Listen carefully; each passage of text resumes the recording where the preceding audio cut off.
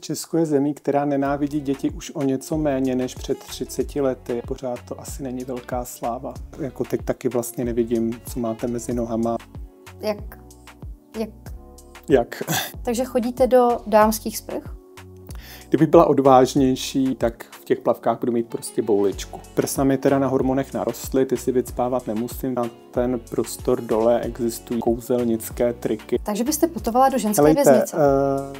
To jsou opravdu složitý otázky. Nevratné změny nejsou až tak drastické, je to hlavně neplodnost. Co? Už budu jednou přemítat. Přemítáte už teď? Přemítám pořád.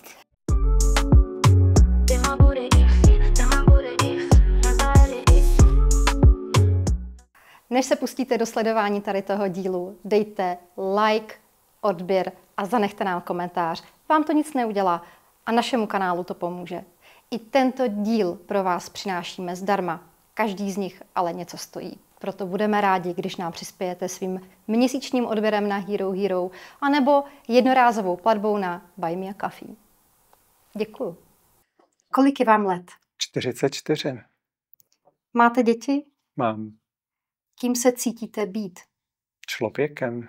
Jaké je vaše původní jméno? Moje původní jméno je Tomáš, ale to není úplně vlastně důležitá otázka. Myslím si, že by se jí nikdo neměl trans lidí ptát. Vy jste začala s hormonální tranzicí až ve 38 letech. Ano. To znamená poměrně nedávno. Asi 5,5 roku. Jak se vám těch 38 let žilo?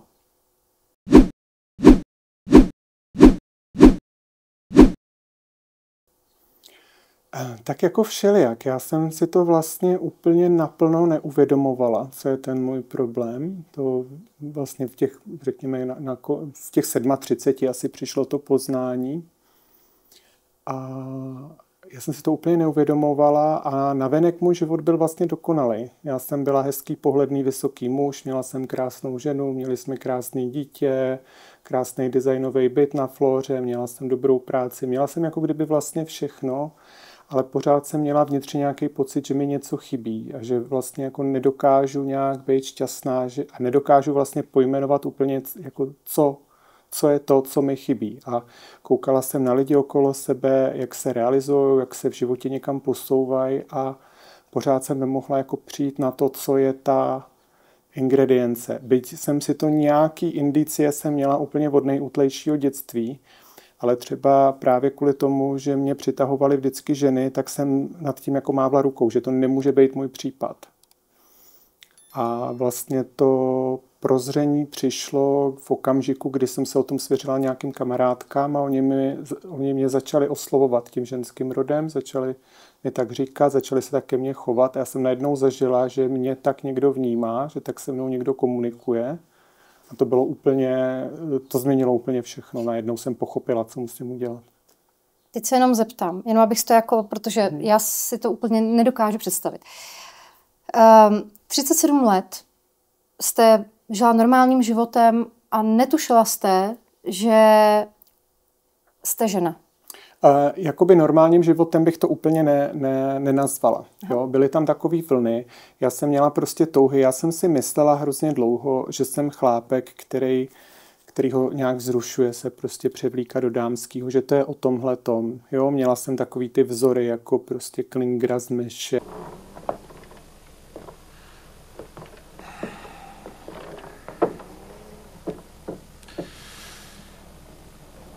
Jak to zkusil tentokrát? Předstíral, že je prostitutka. Klinger, co jen jsme s tvou matkou udělali špatně? A tyhle ty prostě jako travesty a podobně.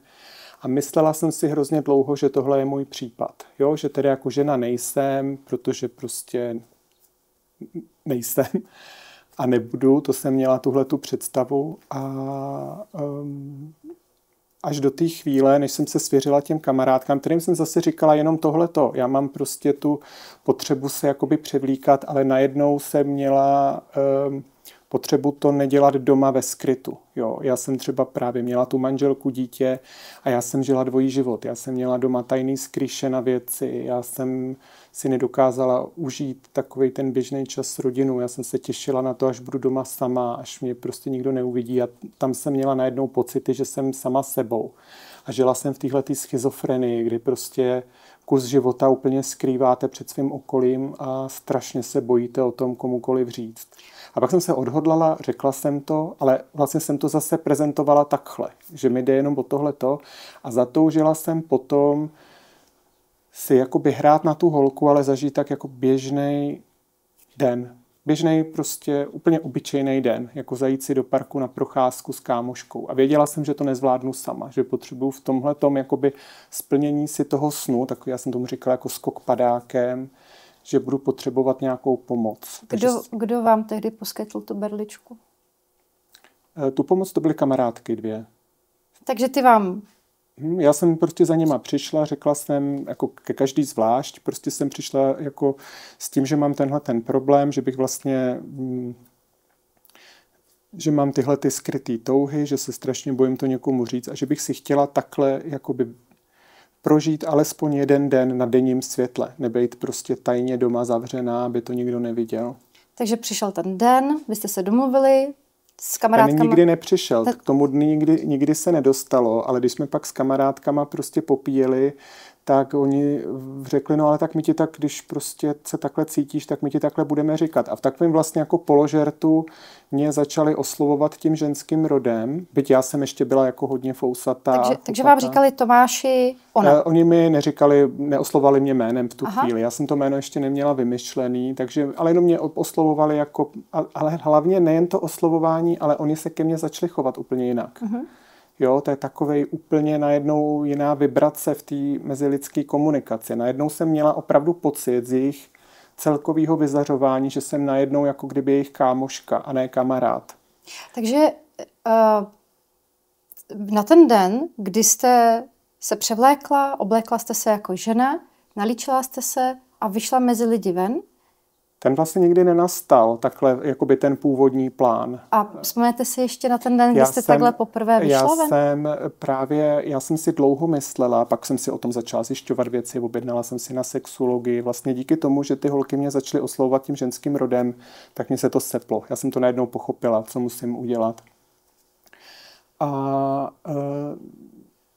můj původní plán byl, že si prostě zajdu na sexologii, budu 6 měsíců čekat, pak budu prostě bojovat o to, ať mi teda předepíšou ty hormony a když mi je teda dají, tak je budu brát, až se mi ten obličej trochu změní, tak to jako hecnu a půjdu ven. No, já jsem to ale nevydržela, já jsem mezi tím začala chodit na laser fousu, začala jsem už prostě dělat nějaký změny na svém těle. Nejdřív jsem to řekla všem lidem ve svém okolí. Ještě jsem byla prostě fousatá, všem jsem to oznámila.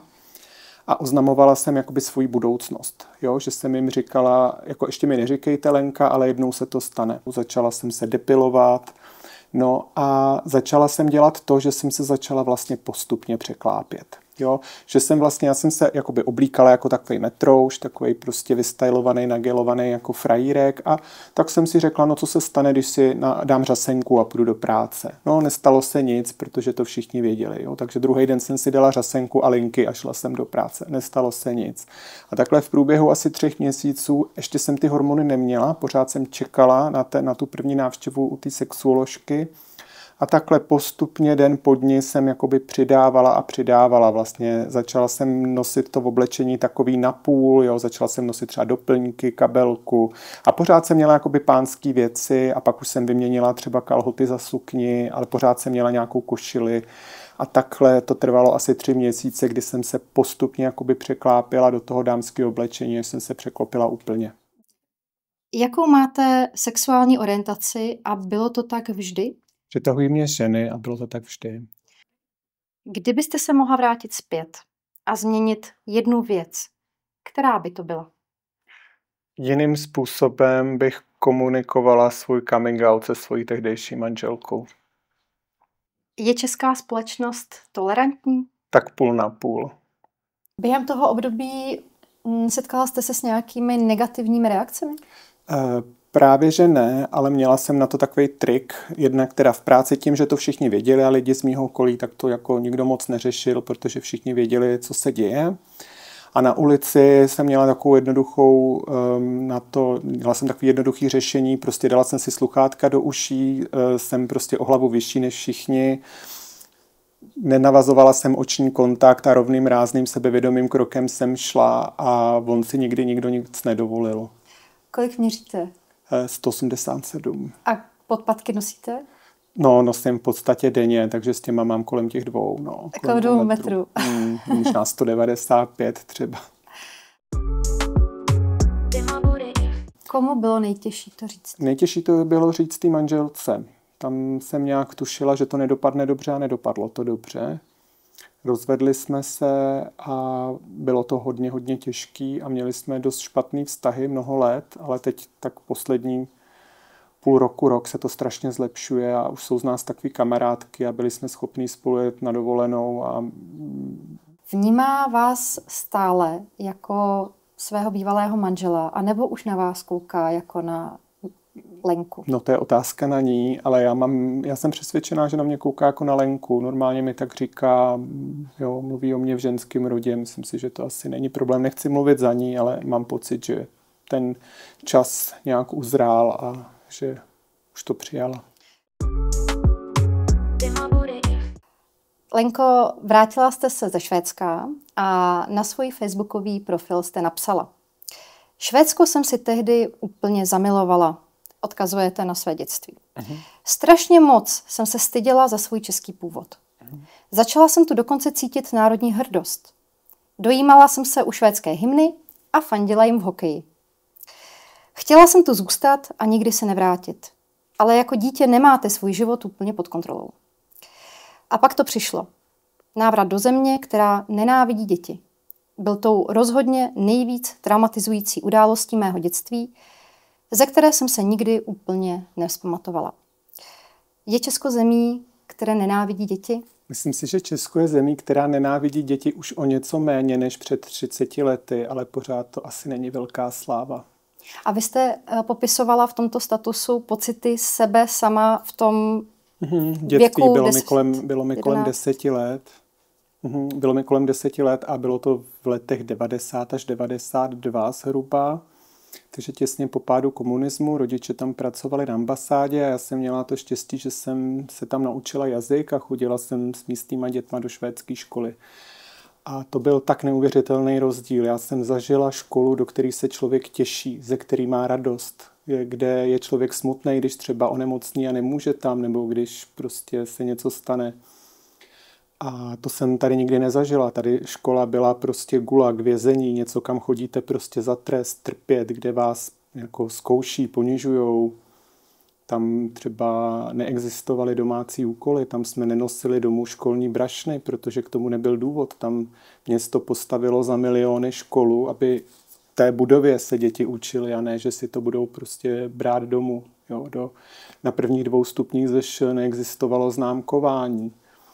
Přistupovali tam k nám s respektem a tu výuku dělali tak, aby to ty děti bavilo, aby ty děti byly motivované, aby měly radost. A to je něco, co tady alespoň v tom státním školství stále nevidím v Česku. Vy, když jste se potom vrátila jste se zpátky, vám bylo 11 do České republiky? Asi, ano. Žádný ročník jsem neopakovala, vlastně jsem se vrátila mezi ty spolužáky, který jsem už znala. Ale bylo to strašně těžké si zvyknout zpátky na to, že prostě musíte sedět v lavici, být sticha, jo, hlásit se. Bylo to opravdu pro mě těžké. Já už jsem nikdy nezískala nějaký respekt tomu českému školství a mám třeba štěstí, že si můžu dovolit pro svého syna soukromou školu.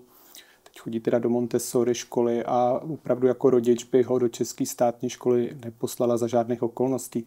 Pamatuju si, když šel do 1. třídy, teď je teda v 7, tak jsme s tehdejší manželkou chodili na ty dny otevřených dveří a byli jsme i na Žižkově ve škole, kam jsme jakoby spadali podle bydliště.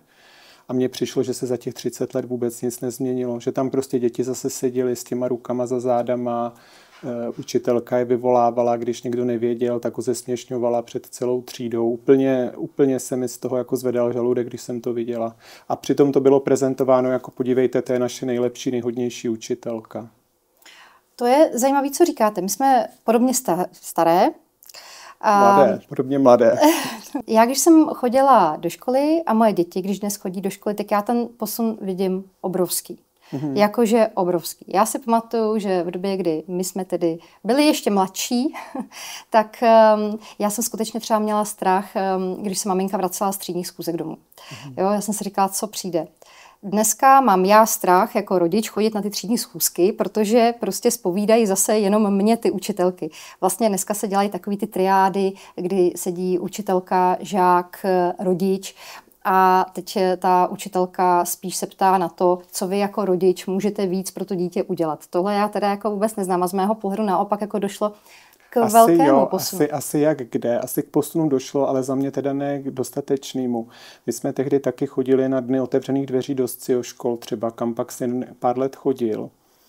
A já jsem si tam najednou uvědomila, že to, co jsme tam viděli, bylo před 30 lety ve Švédsku běžný státní standard. Ten druh výuky tam byl prostě všude na všech státních školách. A u nás 30 let poté jsou to jenom alternativy, jako alternativní školy pro jakoby crazy rodiče. Jo. Víte co, ale já třeba pořád... Asi ten posun tam určitě jako nějaký je. To já ráda přeháním, jo. To je taky taková moje speciální vlastnost. Ale říkám, před těma, nevím, zhruba 7 lety jsem byla na dny otevřených dveří na jedné žižkovské škole a přišlo mi, že se toho změnilo úplný minimum, když jsem jakoby viděla live jako rodič tu výuku. Já si totiž říkám taky ještě jednu věc. Mně ale připadá, že třeba dneska s tím rozvolňováním, právě jako tím, jak ten progres nastupuje i do škol, se upouští prostě často od výuky a já mám naopak například obavu z toho, abychom my jako společnost produkovali dostatek prostě kvalifikovaných pracovních sil jako do budoucna, protože mi naopak připadá, že ty rámcové školní programy prostě se snižují. Jako souhlasím, ale myslím si, že od toho tady není základka. Jo, že na tuhletu nějakou specializaci a kvalifikaci jsou potom ty střední školy, vysoké školy. A že to tam taky vlastně není ideální. Jako měla jsem teď 3 roky partnerku, která byla zubní hygienistka, byla jsem úplně v šoku, co se všechno musela učit k tomu, aby pak musela v podstatě škrábat plak ze zubu, jo? Že museli psát diplomovou práci, že museli dělat úplně vlastně jakoby zbytečné věci, že to školství je opravdu přebujelý systém. Spíš jsem si říkala, jestli ten výrok... Já jsem jako, ano, já trochu přeháním a jsem občas taková krutá, jo, k některým věcem, ale mě spíš asi vadí, že ten progres jde tak pomalu. Že to je 30 let vlastně, nebo přes 30 let od pádu toho komunismu a že si myslím, že to školství se nějak posunulo, ale že ten posun je opravdu jako směšnej při pohledu na tu dobu, která uplynula.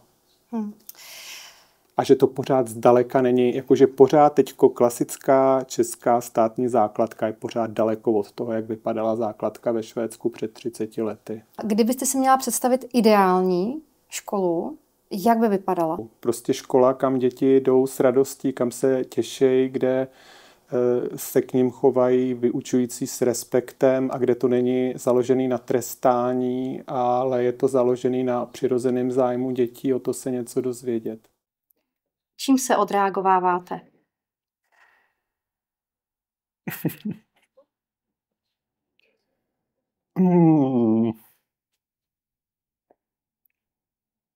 Asi na večírkách s přáteli. Litovala jste někdy své změny? Vůbec. Jste se svým tělem spokojená? Jsem.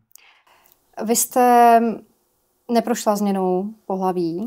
Neprošla jsem tou operací, jo. Ono jakoby změna pohlaví je strašně takový jako vágní termín, protože když se nad tím zamyslíme úplně do nejmenších detailů, tak vlastně pohlaví změnit nelze. Jakoby chromozomy v člověku nezměníte, schopnost produkovat vajíčka nebo spermie taky ne. Existují operativní zákroky, které vlastně esteticky to lidské tělo nějakým způsobem upraví tak, že potom odpovídá tomu vzhledu.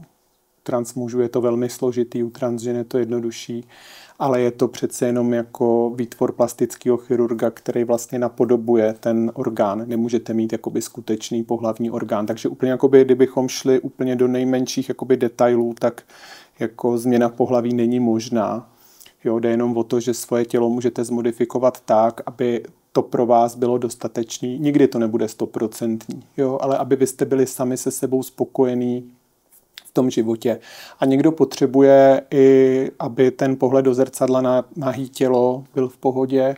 Já jsem zjistila, že u mě strach z těch operací a celkově nikdy jsem nebyla v narkóze, nikdy jsem nebyla nějak vážně nemocná, je prostě větší. A že pro ten běžný každodenní život to nepotřebuju. Že tady chodíme oblečení a jediný, kde to hraje nějakou roli, je partnerský život a ten jsem teď 3 roky měla a taky to jako fungovalo, jo, po té intimní stránce. A tady je i důležitý říct, že tady je takový jakoby nedorozumění v té společnosti, že to trans téma se dlouho prezentovalo jako nějaká sexuální deviace nebo nějaký sexuologický problém. My jsme taky asi už poslední země na světě, kde to řeší sexuologie. To už ve světě se od toho úplně upustilo. A já se právě snažím ukazovat té veřejnosti, že ono jako o ten sex vlastně primárně nejde. Že ten sex je pro nás důležitý asi tak, jako je sex důležitý v životě každého jiného člověka a že jde o ten běžný každodenní život, jo, kde jako teď taky vlastně nevidím, co máte mezi nohama, můžeme se spolu tady normálně bavit a drtivá většina lidí, s kterými se setkáváte, tak nemůže jako vědět, jak vypadá vaše nahé tělo. Takže já jsem si to nějak srovnala, že pro mě opravdu ten strach z toho a i ty zdravotní rizika, jo, že už jenom to, že jsem rodič a dítě je na mě finančně závislý, tak nechci jako riskovat svoje zdraví pro něco, co naprosto jako nutně nepotřebuju pro svoje štěstí. Ale rozhodla jsem se pro tu hormonální terapii, nemám teda na sobě žádný chirurgický zákroky, ale ta hormonální terapie na mě teda překvapivě zabrala velmi dobře v mém věku a zafungovala a změnilo mi to obličej tak, že a i zbytek těla, že na mě lidi cizí reagují jako na paní a i když jsem v plavkách v bazénu, takže to nevidím v tom problém vlastně.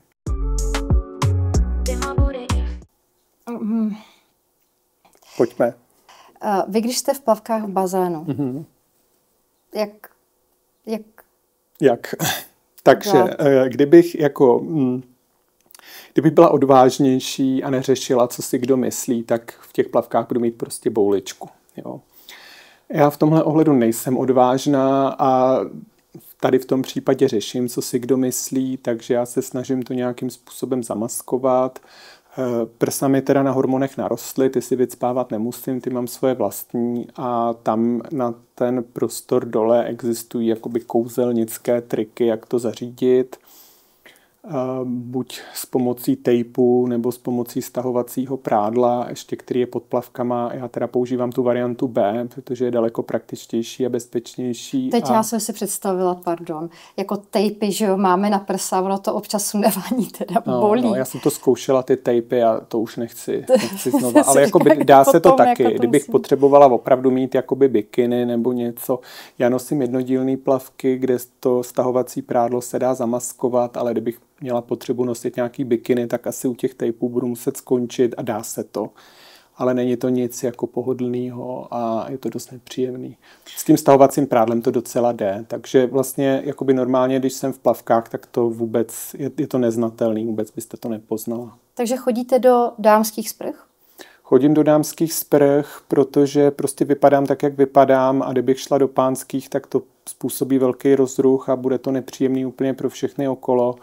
Mě obecně teda bych chtěla zdůraznit, že mě to strašně štve, tyhle ty věci, že tam nechodím jako se snaží tady, jsou určité okruhy lidí, kteří se snaží vykreslovat transženy jako nějaký úchyláky, co jejich jediný cíl tohle všechno podstoupit a rozvrátit si rodinu je, jako aby mohli chodit šmírovat do dámských sprch.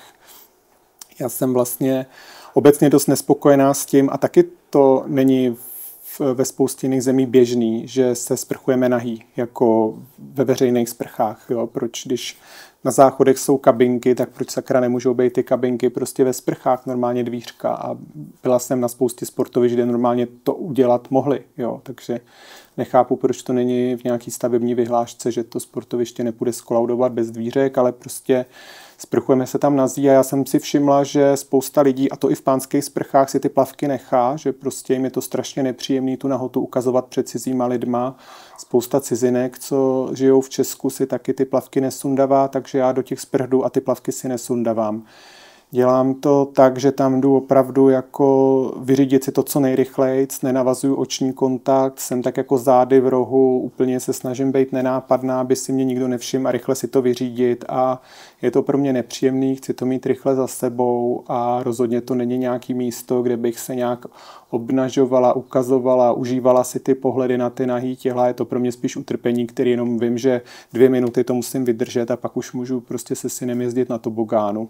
Abych nejradši, kdyby prostě byla v každém sportovišti možnost se v té sprše prostě zavřít a v klidu převlíknout a v klidu osprchovat a pak vylízt ven.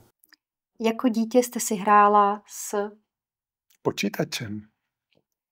Kdo je vaším vzorem? Asi nedokážu říct, mám těch vzorů spoustu. Je podle vás v pořádku, aby děti mohly zahájit hormonální léčbu ještě před 16. rokem, pokud se necítí být ve správném těle? Myslím si, že rozhodně ano. Po důkladném prozkoumání odborníky to některým dětem opravdu může zachránit důstojné dospívání a zbytek života. Jsou lidi, kteří se skutečně cítí, že se nenarodili do toho správného těla.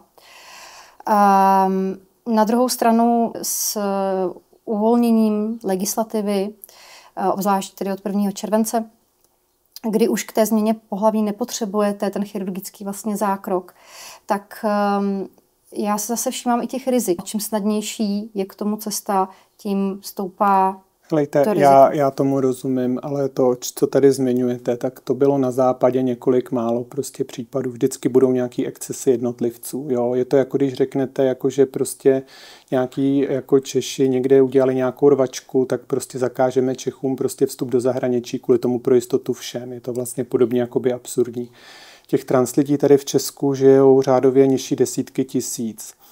A ta legislativa byla kvůli tomu, aby se nám zjednodušil běžný každodenní styk s úřady, hledání zaměstnání, úplně ty životní situace, jaký máte každý den, když třeba chodíte do školy. Ten zákon vůbec nemá žádný vliv na to, jaký já chodím záchod nebo ne. Prostě tady do těch dámských sprch a záchodů chodím prostě už roky a nemělo to vůbec žádný efekt, protože to jsou místa, kde prostě občanku neukazujete, nikdy ukazovat nebudete. To znamená, kdyby tam chtěl jít někdo obtěžovat ženy, tak už to dávno dělal. Jo. Zároveň pokud někdo chodí do těchto míst obtěžovat, tak je to naprosto odsouzeníhodný a je úplně jedno, co je ten člověk za gender, jako co se cítí. To může být i žena klidně, jako co tam jde někoho prostě otravovat. Jo.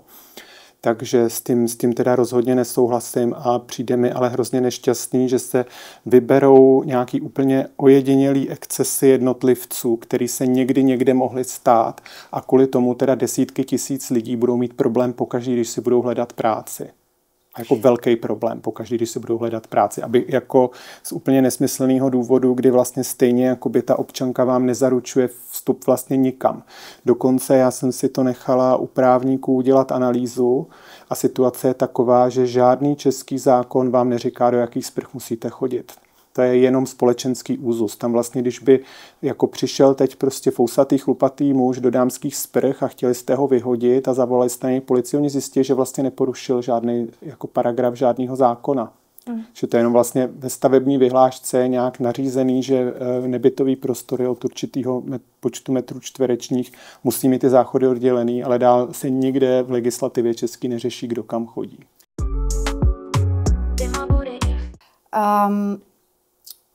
Já jsem přemýšlela ještě nad některými případy a vlastně se přiznám, že nevím, jak to bude ošetřený, protože právě v těch západních zemích je například Velká Británie, kde byl příklad člověka jménem Ayla Bryson, který byl odsouzen za to, že znásilnil 2 ženy a později si nechal změnit pohlaví a byl umístěn do ženské věznice. Jo, to je třeba jako jeden příklad. A jako další věc je ta, že tady se otevírá potom prostor i pro manipulaci jako právní. To znamená, vy, když si změníte jméno, tak kvůli ochraně osobních údajů bude potom těžko dohledatelná historie toho člověka. Prosím vás, pozor, jméno si tady můžete měnit od jak živá. Úplně si změnit jméno můžete kolikrát v životě chcete, na co chcete. Tady byl třeba případ recidivisty, co se nechal přejmenovat na Rocky Balboa. Museli ho tak u soudu oslovovat. My jsme tady teda, máme teď zákony, že si můžete změnit jméno na co chcete, ale musí jakoby odpovídat tomu vašemu genderu. Jo? Takže já bych se mohla jmenovat Luke Skywalker, ale nemůžu se jmenovat Lenka Králová. Jo? Takhle je to postavený. Jméno si můžete změnit, kolikrát v životě chcete. Celá historie všech vašich změn je v základních registrech, v evidenci obyvatel, soudy, policie k těmto datům mají přístup. Když bude policie něco vyšetřovat, uvidí všechny vaše předchozí jména. Jo?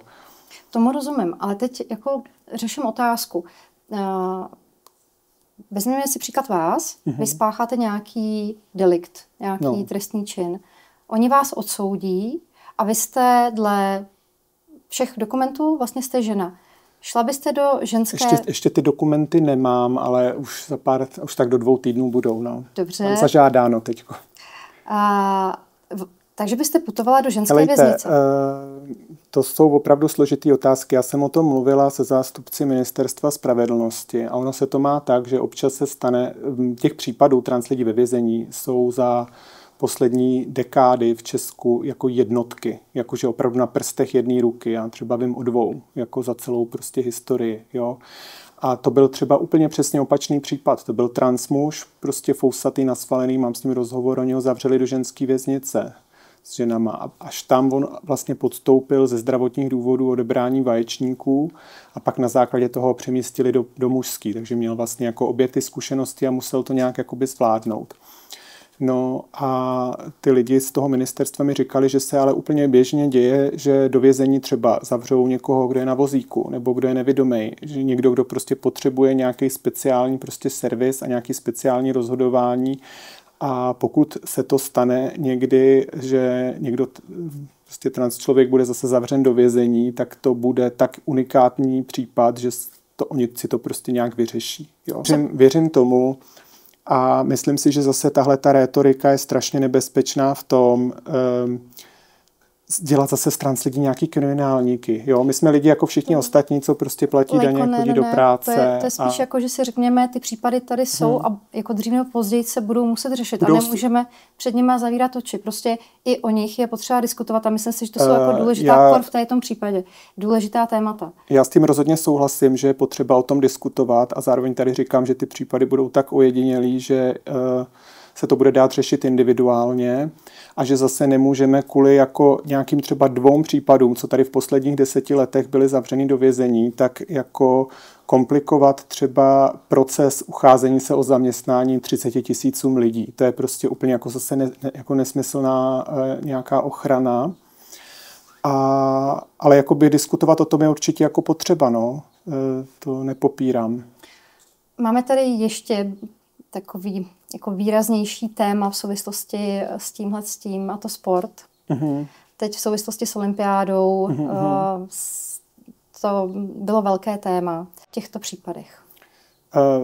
No, tady bych zase chtěla předně říct, že to, co máte tady v českých dokladech za písmenko, vám vůbec nezaručuje start žádný kategorii na žádné olympiádě. Jo, to si určujou, vlastně to jsou pravidla těch sportovních organizací, těch sportovních svazů.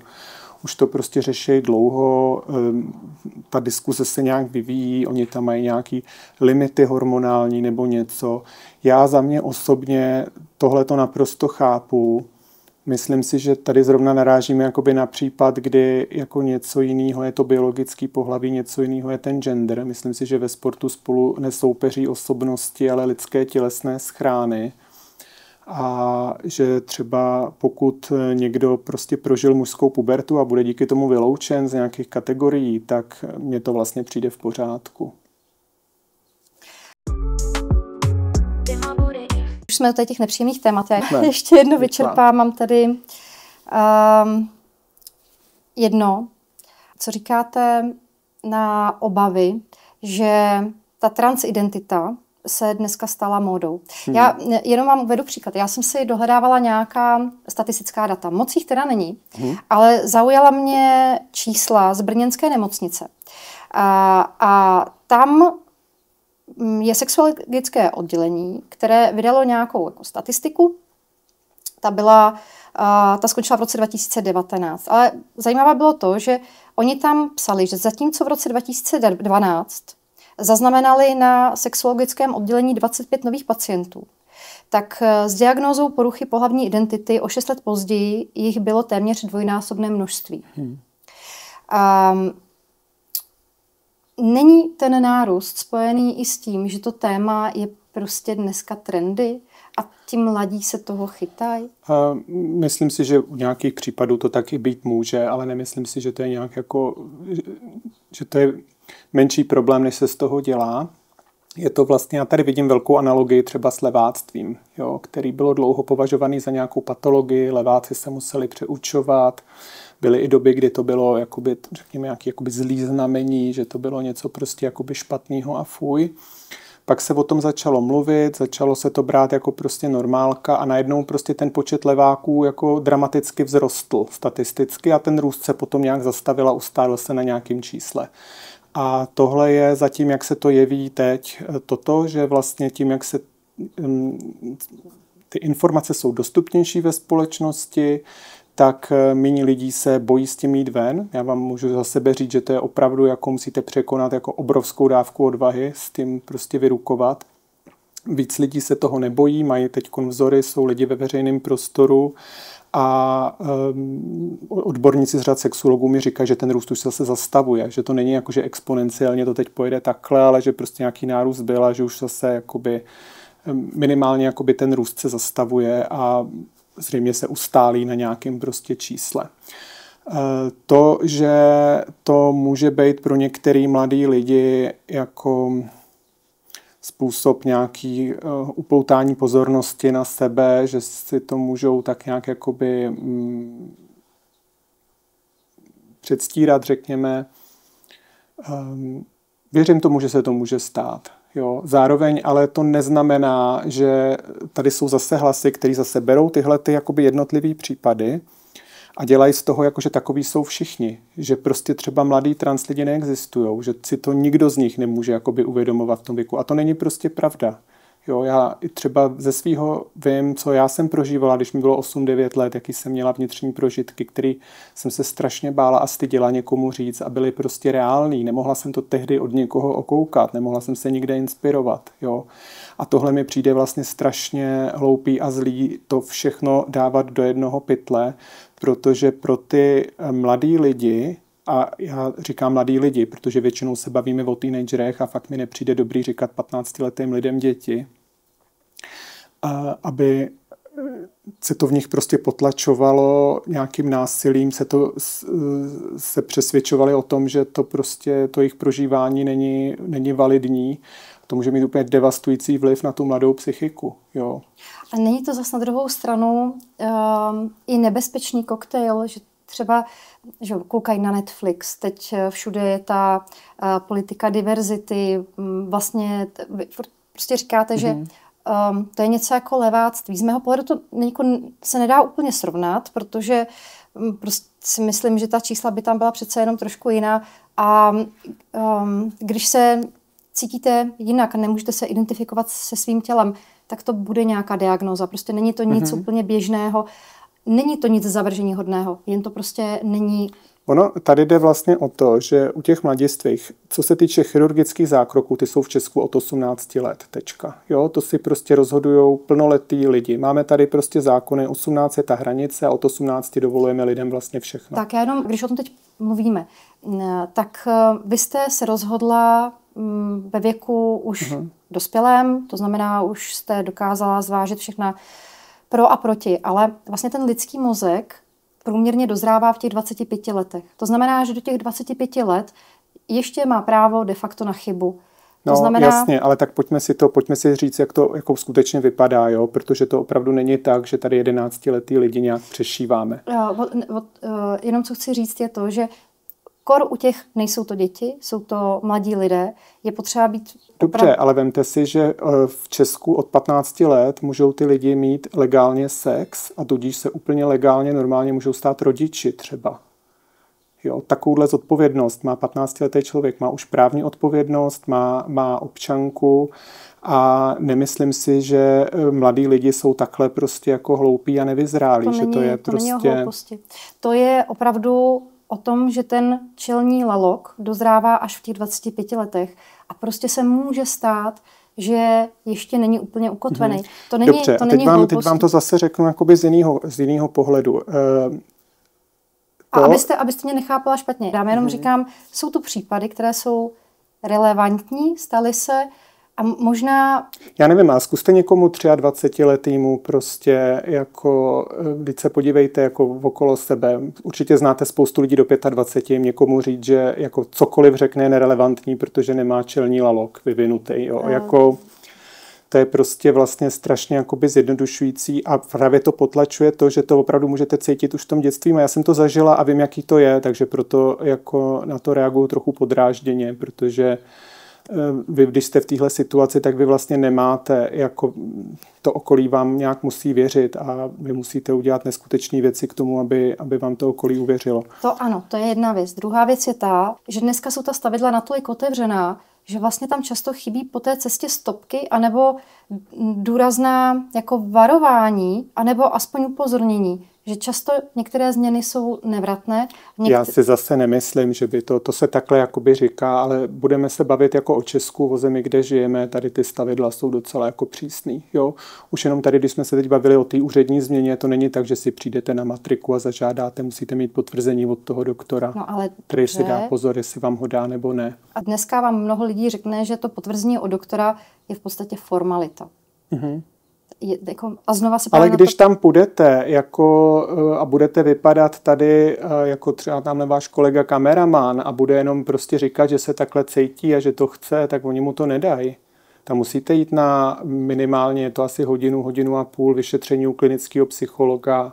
Jo, to není jako, že vidíte jenom jednoho odborníka už teď, abyste to potvrzení jakoby dostali. To takhle prostě nefunguje. Samozřejmě, že to jde nějak zahrát na ně, ale jako zase si vemte, kdo by to dělal kvůli tomu, aby jako proč. Jo? To je vždycky takový, že my to neděláme kvůli tomu, aby byly nějaký výhody. Jako vstupný na olympiádu to rozhodně není, vstupný do sprchy to taky rozhodně není. A jako jestli jsou nějaký nepatrné změny jakoby v důchodech, tak to nikdo nedělá kvůli tomu, jo? Nebo kvůli zvedání lehčích břemen v zaměstnání. Ta úřední změna se dělá kvůli tomu, aby prostě, když se třeba ucházíte o zaměstnání, tak aby vám vůbec odpověděli na CVčko. Aby jste nemuseli, když prostě z vašeho životopisu bude zřejmé, že jste trans, tak ve spoustě oborů nedostanete prostě práci. Já jsem v IT, já jsem s tím problém neměla, ale kdybych prostě byla v nějaký dělnický profesi, tak budu mít opravdu velký problém si takhle sehnat práci kvůli těm předsudkům. Musím odhalovat, já vám úplně řeknu úplně jednoduchý příklad. Vemte si, že máte nějaké svoje úplně intimní tajemství, které nechcete, aby někdo věděl. A teď byste si ho musela napsat na žlutý papírek, nalepit na vaši občanku a všude, kde ji ukazujete, tak to ukazovat s tím. Když si budete půjčit lyže do pece pod Sněžkou, tak ten servisák, co tam bude vám seřizovat vázání, bude vědět vaši nejintimnější věc. Jo. A to je to vlastně, o co tady celou dobu hrajeme a tohle to všechno ostatní jsou předsudky. A já bych se teda chtěla vrátit k těm dětem, jsme to tak jakoby načali a nedopověděli. Tady vlastně, co se týče chirurgických zákroků, ty jsou prostě od 18 let, tečka. To se vlastně tady dětí a mladiství netýká vůbec v téhle zemi. Tyhle ty nevratné chirurgické změny se neřeší. Řeší se ty hormony a ty hormony v Česku dostanete pod souhlasu obou rodičů, poté co vás alespoň rok sleduje ta sexuologie. A ty důvody, proč se těm mladým dávají ty hormony, jsou vlastně úplně jednoduchý. Když se podíváte na to, jestli se kterému trans člověku se žije dobře a kterému ne, tak to závisí na několika faktorech. Záleží to na tom, v jaký jste bublině, co máte za rodinu, v jakém žijete městě, kolik máte peněz, jak dobrou máte práci. Tohle všechno hraje vliv, ale to nejdůležitější, to nejpodstatnější, bohužel, jako v té společnosti, ve které žijeme, je váš vzhled. Jestli to na vás je poznat nebo není. A zrovna třeba v případu transžen Tam ten testosteron, ten čas jde proti vám vlastně. Ten testosteron dělá nevratné změny v těle. Takže vy čím později s tou hormonální terapií začnete, tím větší pravděpodobnost je, že to na vás vždycky bude poznat. A už třeba jenom ten hlas. Jo, já ho mám nějak jako vytrénovaný, není to nějak úplně super, ale jako snažím se. A určitě jakoby diváci, divačky si na mě budou všímat nějakých těch mužských rysů. Kdybych ale měla ty informace v tom útlém věku a začala bych ty hormony brát od 14 let, tak na mě nepoznáte vůbec nic. Tak budu mít krásný ženský hlas, budu mít úplně prostě perfektní vizáž, na který nebude ani tečka nějaký jako nápadnosti, něčeho. A to je zase tohleto, že když se na to podíváte, tak ty problémy v té společnosti mají vlastně translidi, na kterých je to poznat. Ty jakoby děsej ty lidi, když někam přijdou, jo, těm se jako všichni posmívají, je to celý vlastně o tom vzhledu. A vy když jako, já jsem měla třeba rozhovor s transolkou, která právě popisovala, jak dostala ty hormony od 15. Všichni v komentářích si mohli sednout na zadek, jak je nádherná, jak by úplně mohla na mis, jak je prostě úžasná tohle. A já říkám pak jako lidem, kteří upozorňují tady na to prostě dávání hormonů jako mladistvím. Dobře, měli byste jako tu sílu říct tady prostě Nikol, nádherný blondýnce do očí, hele, já si myslím, že jsi měla s těma hormonama začít až v 25. Vypadala by sice trošku jako chlápek, ale prostě svět by byl v pořádku. Ona je prostě šťastná, že to brala od těch 15. A ještě je důležitý říct, že u těch hormonů tam ty vedlejší nevratné změny nějaký jsou, ale nejsou až tak drastický, tak. Je to hlavně neplodnost. Ten vlastně nejdrastičtější vedlejší efekt té hormonální terapie. Tak, já nejsem endokrinolog, ale vy těm věcem rozumíte přece jenom víc než já. Když máte tedy člověka, je mu 14 let, nasadí se mu hormony, potlačí se mu tedy puberta? Oni jsou u těch, jde o to, jestli ta puberta už nějak začíná nebo ještě nezačala. Oni existují taky blokační terapie, to jsou blokátory puberty, které vlastně slouží k tomu právě, aby se získal ten čas na rozmyšlenou. Je to bezpečný do 18 měsíců. Po dobu 18 měsíců se to může brát. Já se ptám na to, když ve 14 letech člověk začne brát hormony, ano. A bude vypadat jako žena, ano. Bude vypadat víc jak žena, a ve 21 zjistí, že vlastně se cítí být jako muž, co se stane s tím tělem? Co se stane s tím tělem? Tak narostou vám, na těch hormonech vám narostou prsa, ne velký, ale nějaký narostou, ty už vám jakoby nezmizej. Nicméně jakoby nebudou nějaký jakoby gigantický. Prsa si můžete nechat zmenšit, anebo prostě jsou muži, co mají tuhletu, jak se tomu říká, gynekomastii. Nebo prostě tohleto. Takže to je vlastně takový jediný fyzický, co bude vidět, a když ty hormony přestanete brát, tak postupně vám zhrubne hlas. Pokud ty hormony se začaly brát před tím nástupem puberty, tak bude ženský hlas, ale jakmile tam začne působit ten testosteron, tak ten hlas zase spadne dolů, začnou vám růst fousy a v podstatě jako do roka se změníte úplně na muže. A ta neplodnost? Vzhledově. A ta neplodnost, na to je strašně málo výzkumů, ta se někomu vrátí, někomu ne. Takže to je to riziko, který... Riziko největší vlastně, ten největší strašák. Když se teď bavíme, jakoby, řekněme, o transženě, která přestane brát tu hormonální terapii, jo, a nepodstoupí žádný chirurgický zákrok, tak naprosto drtivá většina těch fyzických rysů se prostě vrátí zpátky. Až třeba na ty prsa, že budete mít jakoby chlupatý prsa. U těch transmužů to jakoby zase obráceně, když jsou jako narozený jako ženy, budou brát testosteron a pak jakoby vysadějí v nějakém věku, tak tam si jestli se nepletu, tak tam ta neplodnost zpravidla se vrátí. Tam to riziko takový není, ale co tam je ten největší fyzický rys, jsou ty fousy a ten hluboký hlas. Ten hluboký hlas se už nevrátí, ten pak musíte trénovat a bude, měla by ho ta dotyčná takhle, jako já ho mám teďko třeba. A ty fousy prostě se musí odstranit laserem, jako jsem si to odstraňovala já. Lenko, teď mě napadlo, a když berete hormony, nejsou de facto vlastní vašemu tělu, jsou tam nějaká rizika zdravotní, třeba zvýšený výskyt onkologie nebo něco? Jo, jsou. On vlastně jakoby každá léčiva mají nějaké vedlejší účinky, takže i tady jsou. ty hormony se dají brát v různých formách, dají se brát tabletky, dají se jako stříkat takový spreje nebo gely na kůži, že se to vstřebává, nebo jsou injekce. Ty tabletky, tam jsou rizika nějaký pro játra a zažívání, což ale má většina těch léků, co se berou orálně obecně. U těch ženských hormonů jsou větší rizika trombóz, musíte kvůli tomu chodit pravidelně právě na krevní testy, tak jednou za půl roku, jestli ty hladiny jsou všechny v pořádku. Ale jsou to jako rizika, není to, že se to stane jakoby každému. Jo, ale ano, jsou tam ty rizika. Vy zvládáte tu hormonální léčbu jak? Úplně jakoby v ukázkově. Aha. Vy, když jste začala brát ty hormony, cítila jste se jinak? No, to je vlastně věc, která přijde úplně jako první, jsou ty změny na psychice. Jak to vypadá, když se probudíte s jiným mozkem? Je tam prostě ten hormonální koktejl a ten začátek, vy si vlastně projdete pubertou, jo? Vlastně po druhý v životě, akorát mě bylo teda těsně před 40, což je paráda na to. Krize středního věku. Krize středního věku. Někdo motorku, někdo hormony. Nemusíte se rodičů ptát, kdy přijdete domů. No, ze začátku tam byly obrovský výkyvy nálad, jo, že opravdu já jsem tehdy ještě prožívala těžkou životní situaci, jak se mi rozpadlo to manželství a tak, takže to jsem furt brečela ve vaně, prostě non-stop, bylo to fakt jakoby těžký. Pak se ta puberta časem jakoby přejde, ty emoce se trošku uklidnějí, ale řekla bych, že jsem daleko teď klidnější, rozvážnější, že tak jako... A dá se říct, že lépe rozumíte ženám? Já si myslím, že jsem ženám rozuměla vždycky lépe. Jako už, když jsem vlastně byla ten chlápek, tak já jsem vlastně působila na svoje okolí jako takový gay vlastně. Byť mě jako muži nikdy nějak neoslovovali, ale hrála jsem takovou roli takového toho stereotypního geje ze Sexu ve městě a furt jsem chodila s nějakýma kámoškama na kafička, rozebírala jsem s nima vztahy. Kdo tam byl v Sexu ve městě gay? Tam byl takový kamarád jejich. Takový plešatý, já jsem zapomněla teď, jak se jmenuje, měli tam takovýho kámoše svýho nejlepšího. Ano, už se vzpomínám.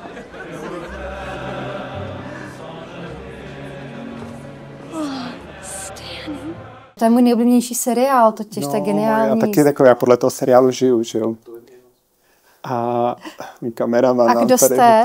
Kdo z nich jste? Já jsem asi Carrie, helejte. Vy jste Carrie.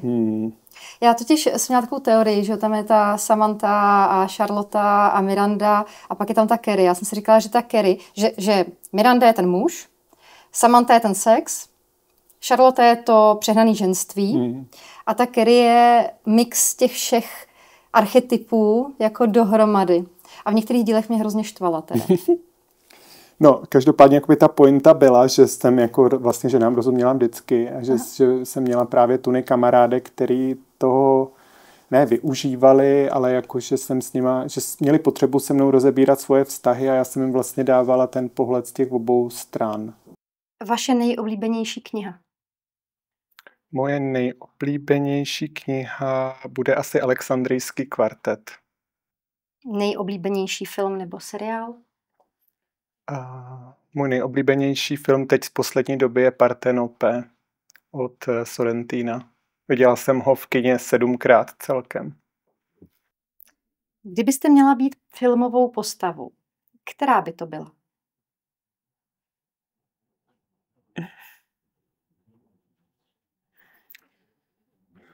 Já už jsem jednu filmovou postavu hrála.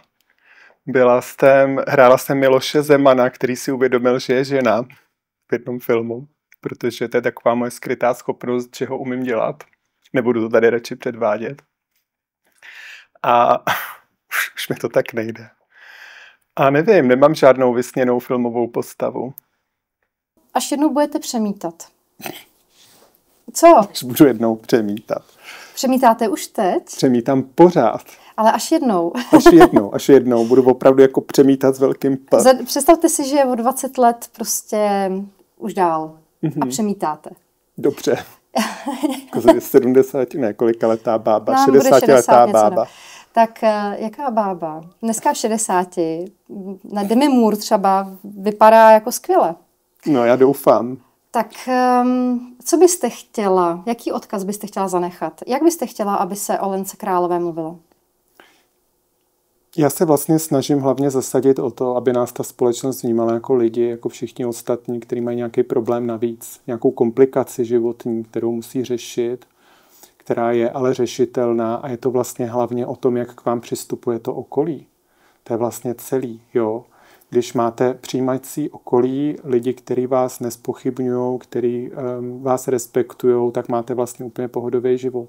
Ale nemá to zdaleka tak každý v téhle zemi a já bych právě byla hrozně ráda, aby se to takhle začalo brát, že vlastně o nic nejde ve finále.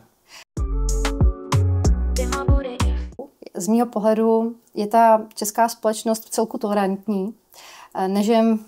A v čem není? Řekněte. Je to strašně jakoby různý. Je to opravdu, jsou to bubliny, jsou to jakoby izolované bubliny. Když se na to podíváte, tak ta Česká republika vůbec nefunguje jako homogenní nějaká homogenní vrstva lidí, co mají nějaký názor, ale jde o to opravdu, v jakém jste městě, regionu, v jaký jste vůbec jakoby sociální bublině a že je tady 10 milionů lidí a jako ubezpečuju vás, že ta tolerance není úplně tak jako růžová. Já myslím, že v celém světě to tak je, že ta větší města jsou tolerantnější, na těch vesnicích, obcích menších, je to přece jenom, je to v maloměstech, je ta situace jiná, ale tohle je přirozená část společnosti.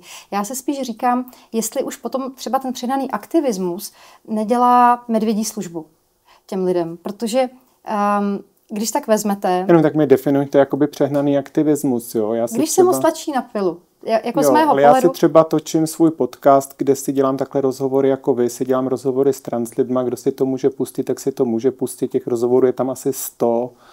A co, jakoby, nepřipadá mi to jako tlačení na pilu, jo, zároveň, jakoby, my jsme tady byli pozadu s nějakou legislativou a prostě chodit za poslancem a poslankyněma, co dělám, nebo dělala jsem, setkala jsem se s desítkama z nich, tak mi přijde jako úplně v pořádku součást demokratického procesu, jo.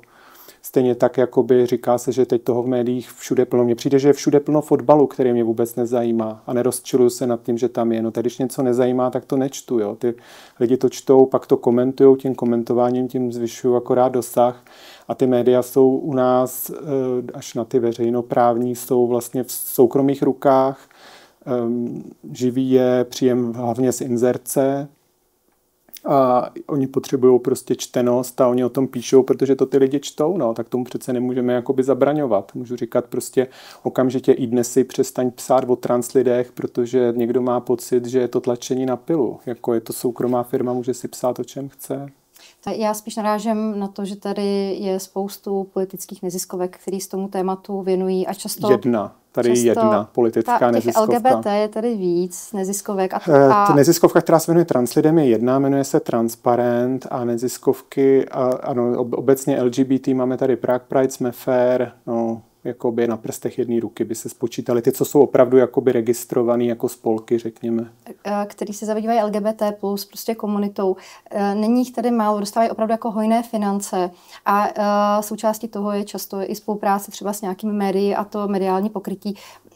Občas neodpovídá, dejme tomu, řekněme, té blbý je říct jako poptávce na trhu, ale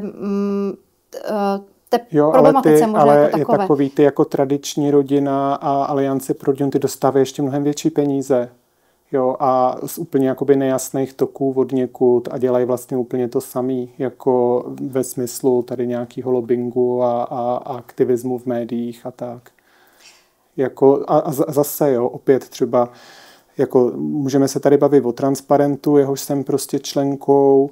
Transparent dostal nějaký prostě granty z nějakých zahraničních fondů, nedostal ani korunu od českého státu nikdy. A zase jako když nějaký dárce, zase soukromý ze zahraničí prostě chce podpořit, tak přece na to má právo.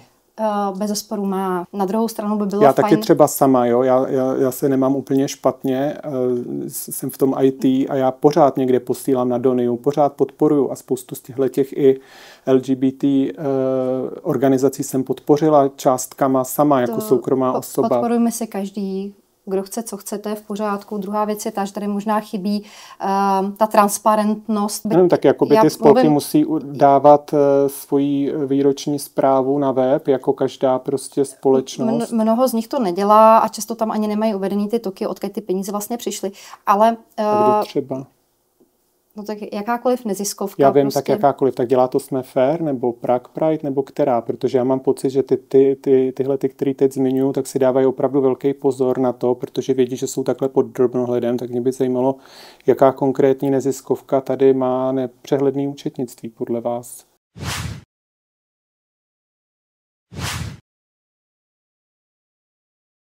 Často ty politické neziskovky nezveřejňují včas své, já vím, ale své která výkazy. Konkrétně? Já vám teď konkrétně prostě neřeknu. Já říkám obecně. Stejně já tak nevěřím jako obecně, tomu, že nějaká LGBT by nezveřejňovala, že by si to někdo dovolil.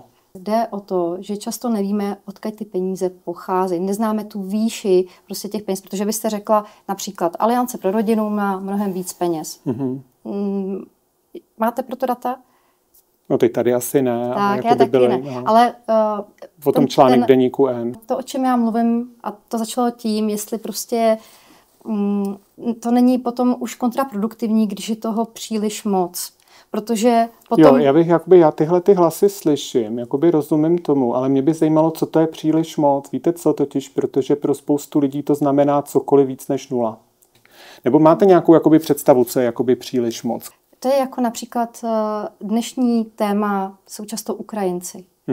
Pomoc Ukrajincům je v pořádku. Ve chvíli, kdy už přesahuje určitou mez, tak to bohužel u těch lidí způsobuje přesně opačnou reakci. A já narážím přesně na ten samý problém vlastně v případě trans lidí. Já jsem tohleto slyšela, co mi říkáte už prostě spoustukrát a nikdo mi nikdy nevysvětlil, co je to moc.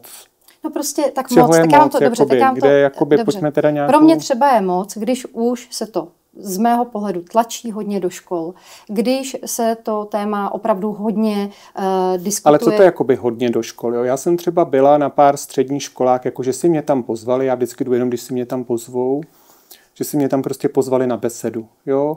Kde prostě to byl třeba nějaký den na střední škole, kde byly besedy s různýma prostě lidma na různý témata, já jsem tam byla jedna z programu, no tak jdu a mám prostě ve střední škole debatu pro studenty, trvá 50 minut a skončí a hotovo, takže to je to je celý, jo? Nikde do nich nikdo nic nemasíruje, že by ty děti měly 3krát týdně hodinu prostě LGBT, to jsou úplně zase takovýhle. Tak. A zase, když to těm lidem řeknete, tak moc je cokoliv, co je víc než 0. Jo? Oni by si představili, já si myslím, že je dobrý ty lidi informovat o tom, že to existuje, protože je to prostě důležitý, aby věděli, co se děje a nekoukali na nás skrz prsty a na něco prostě divného, zvláštního. Já mám třeba, že dítě, syna, ten má kamarády, spolužáky, všichni mě prostě viděli a museli jsme jim to vysvětlit. Jo, museli jsme vysvětlit, co se se mnou děje, aby to ty děti pochopili, ty děti to v pohodě pochopili a jelo se dál. A myslím si, že je úplně v pořádku, když prostě v průběhu školního roku v rámci 1 hodiny prostě občanské nauky se o tom prostě zmíní, že to existuje a pak možná přijde jednou někdo prostě s nima na debatu. A to si myslím, že je úplně v pořádku a nejsem si vědoma toho, že v Česku by se to dělo v nějaký vyšší míře, než jak jsem to teď popsala. Příliš moc znamená i různé příručky, jak například znebinárnit, nebo zbinárnit, teda respektive jazyk například. Příliš moc to je, když už do filmu se tlačí v rámci diverzity vždycky nějaký člověk z LGBT plus komunity. Příliš moc je, když už i ty firmy tam musí v rámci zase nějaké diverzity nějakého člověka prostě najmout. Příliš moc jsou třeba kvóty. Příliš moc je třeba tlačení na to, aby ty rodné listy neměly prostě otec, matka, ale rodič 1, rodič 2. Rozumíte? Jo, tohle ale už to je potom, zase takový, to zase jo, to nikdo nechce, aby všechny rodné listy měly prostě rodič a rodič, jo. Ale je prostě nějaká úzká skupina lidí, která by to přivítala, tak já nevidím důvod, proč prostě 99% lidí dát normální rodný list, prostě otec, matka a mít ještě jeden formulář navíc prostě pro jednu úzkou skupinu, to je přece úplně v pohodě. Jo, a tady dobře ve filmu zase prostě filmový studia jsou soukromé firmy, když si můžou dělat, co chtějí, žádný zákon nikde na světě jim to nenakazuje, co tam musí mít, jo, tak dobře, tak někomu to připadá moc, zase se to mění, ta diskuze nějak probíhá, ale je to strašně obtížně definovatelný, co je to moc, protože pro řadu lidí prostě cokoliv, co je moc. Já jsem třeba teď zpracovávala článek o předsudečné nenávisti. Tam je to třeba strašně velký nepoměr oproti skutečným případům, které se v České republice udály. Jo, takže když se podíváme na to, že reálně tady máme činu z nenávisti od 700 do 0 jako 1% z obecné kriminality, tak je to málo. Jako neměla by být žádná ideální svět neexistuje, ale v rámci toho, co vzniká za prostě šílenou agendu, je z mého pohledu ten nepoměr. Jako přemýšlím o tom, já tyhle ty věci, co vy říkáte, jakoby vidím a vnímám, ale vždycky prostě si říkám, tak to zkuste nějak jakoby definovat, jo? Jestli teda, kolik třeba, já nevím, kolik česká kinematografie produkuje filmů, kolik nich je transpostav, myslím si, že dokonce možná i se to bude blížit k nule, ale jako jestli je nějaký teda limit, kolik třeba jakoby v české filmové produkci může být transpostav za rok, aby to nebylo moc. Jestli máte nějakou takovou jasnou představu. Říct, že něčeho je moc, je strašně vágní. To prostě není, jako, to není žádná informace, to je prostě pocit.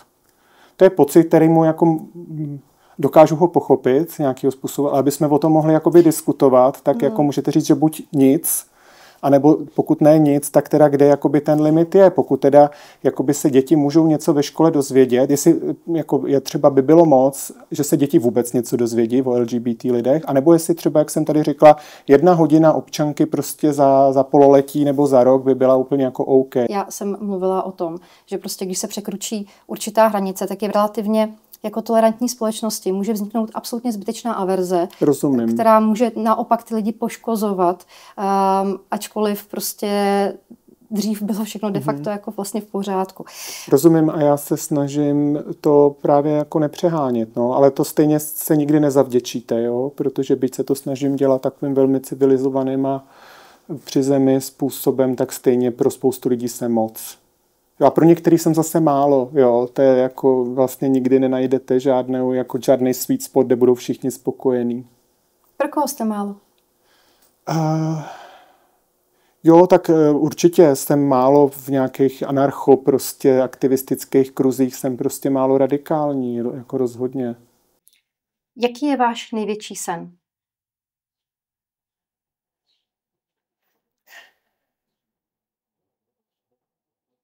Jo, vy mi dáváte otázky. Můj největší sen se mi vlastně splnil. Jako můžu být sama sebou. Jste svobodná? Jsem po3. rozvedená. Lenko, na co jste hrdá?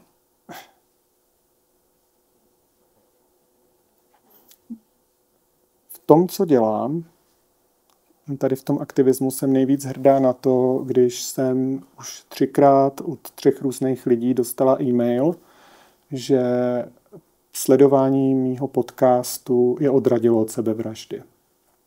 A to je něco, dostala jsem za to už nějaký ceny za ten svůj podcast, ale jako tohleto je pro mě to ocenění nejvyšší. To, že jsem pomohla někomu zachránit život, to je pro mě úplně nejvíc. Jak vypadá váš standardní obyčejný den? No, já se živím jako programátorka, chodím normálně do práce, takže můj obyčejný den vypadá tak, že si ráno dám vanu. To dělám opravdu úplně každý den, když to je Kdy možný. to stíháte? Já se to kvůli chodíte do práce? Říkám, dělám v tom IT, jo, takže přijít tam na 10. je úplně v pohodě. Snažím se nějak mezi 9. a 10. se tam nějak jakoby ukázat. Ale na schvál kvůli tomu vstávám dřív, abych měla tu půl hodinu až hodinu ráno, opravdu, že si naložím do horký vany a tam někdy si relaxuju, medituju, někdy si vyřizuju e-maily, dělám prostě různé věci, spoustu úspěšných postů na sociálních sítích jsem udělala z vany a je takový můj rituál a to opravdu snad s výjimkou, když jsem někde pryč a jsem na hotelu, kde je jenom sprcha, ale jinak, když tu možnost mám, tak každý den začínám horkou vanou. A to máte telefon? Nebo? Mám telefon, no. Telefon, to je bylo nebezpečné. No, to jo. Mám telefon. Píšu na tom, že jsou vodotěsný, že už nevím, od iPhoneu, nevím, 7 nebo 6 už jsou vodotěsný, takže to je v pohodě. A mi tam párkrát žbluňknul a nic se mu nestalo, takže dobrý. Takže začnu takhle tou vanou, pak se samozřejmě jako zuby, tohle, nalíčím se, no a jedu do práce. Někdy jedu MHDčkem, někdy autem podle nálady a tam prostě v práci jsem, prostě s kolegama máme meetingy, vymýšlíme věci, pak tam prostě píšu nějaký kód. No a večer děláme jako všechno možný. Někdy jsem se synem, někdy jdu prostě s přáteli, někam mám docela bohatý sociální život, no. A z té práce tak různě jako utíkám k tomu, že se scházím různě prostě s politikama a chodím do podcastů a tak. Řekněte mi, normálně člověk má často třeba v těch 40 a dál už v celku omezený možnosti, jak se s někým seznámit. A jak těžký to máte vy? No rozhodně translidi to mají těžší. Já jsem se toho hodně bála a pak vlastně jsem se seznámila na demonstraci před maďarskou ambasádou. Takže vlastně jsem se seznámila jakoby před 3 lety. Jo, před 3 lety. Měla jsem 3 lety, už jako Lenka jsem měla 3letý vztah. A tam právě jsem zaujala prostě mladičku o 20 let mladší prostě slečnu a pak jsme spolu byli 3 roky, ale nedopadlo to, teda bylo to z mojí iniciativy. A teď já jsem zrovna tak jako nešťastně zamilovaná do někoho, takže teď vlastně nikoho nehledám. Teď jsem v takovém stavu, že se z toho nějak sbírám a teď jako nehledám. Ale jinak, co takhle mluvím s lidma okolo, jako stran s lidma, tak ty apky fungují většinou, že tam si jakoby dokážou někoho najít a u mě si myslím, že by tak nějak zafungoval ten fame, jakoby, že jakoby pořád mám někde nějaký takový trošku flirtíky a tak, jakože to není úplně jakoby ztracený, ale já teď fakt nemám nějakou potřebu do něčeho jako jít. Chtěla byste ještě mít děti? Ne? Ne? Že tady ten čipera 12letý, který ho mám, jako bohatě stačí, že to je jako dodává mi to pocit opravdu jako naplnění a je to super, ale už bylo to je to náročný. Ne, už nemám tohleto na nějakém svém bucket listu, že bych ještě jako nehledě na to, že teda nevím, jestli jako jsem neplodná nebo ne, jo? To bych musela vysadit ty hormony, nechat zase, ať mi rostou fousy a za pár měsíců by se ukázalo. No a kdybych ji vysadila, tak se to možná vrátí, možná ne a je to loterie. Aha. Já jsem v jednom podcastu s vámi zaslechla, že máte ještě jedno dítě. To je pravda, no. Já o tom moc nemluvím, ale zároveň jakoby nechci lidem lhát. Jo, jsem měla takový dost neuspořádaný život, takže já mám ještě jedno dítě, který už je dospělý a který jsem nikdy neviděla. Nikdy jste ho neviděla. A nechtěla jste? Jak bych chtěla, pak zase nechtěl on. Je to syn, on je v kontaktu s mojí mámou, oni mu nějak ve 13 řekli, jak se věci mají a že ta jakoby rodinná známá je vlastně jeho babička ve skutečnosti, takže on jakoby tu příležitost má, já jsem to nějak zkoušela, možná, že to třeba zase jakoby časem zkusím znova a uvidím, jestli bude chtít nebo ne, ale ty dveře jako u mě má určitě otevřený, ale z jeho strany tam je nechuť a nedivím se. Je to určitě jedna z takových těch věcí, jak jste se mě ptala tady, co bych udělala jinak, tak to je taky další z věcí v životě, kterou bych určitě udělala jinak. Teďko zpětně, když se na to teď koukám po skoro 20 letech.